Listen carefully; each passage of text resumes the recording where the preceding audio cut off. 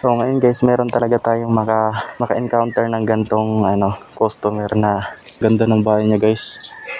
So ang ginawa niya sa akin, iba pa yung shipping fee, iba din yung bigay niya sa akin. Ayun 50 pesos binigay sa akin. Ang bait si sir. So di na natin nag-videohan kasi nagulat ako guys, binigyan pa ako ng 50, tapos iba pa yung shipping fee dun sa drop off.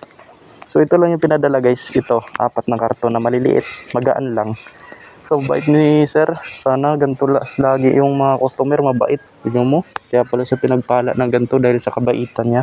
So ayun guys, so ayun ang natin, God bless tayo dito sa na to, sa pick up natin, pangalawang pick up natin. So sa Talipapa siya, so napakabait ni sir, binigyan tayo ng 50 pesos, paldo agad par.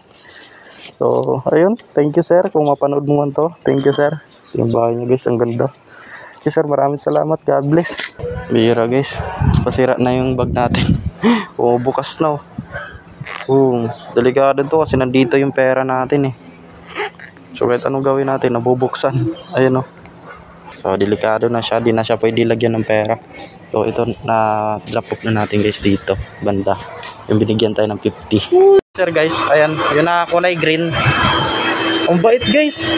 Alam mo yung binigay sa atin yung pangalawang booking natin guys. Kaya binigyan tayo, unang booking natin 50. Tapos ngayon guys, naman 200. Sana all. Ang babayaran niya sana na na shipping fee is lang 110. Ginawan 200, sabi niya mainit daw kasi.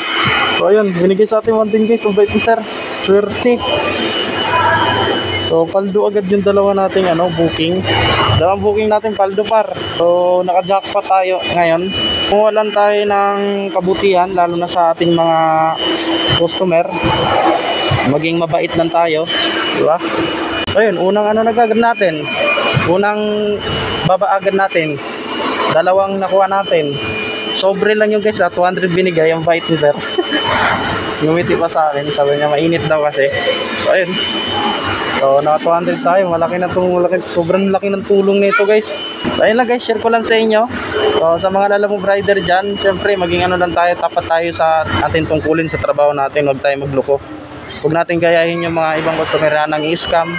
Huwag mawalan tayo ng kabutihan guys, kasi si God na bahala sa inyo, si God na magbigay sa inyo ng gantimpala, diba? Yun lang guys, maraming salamat and God bless.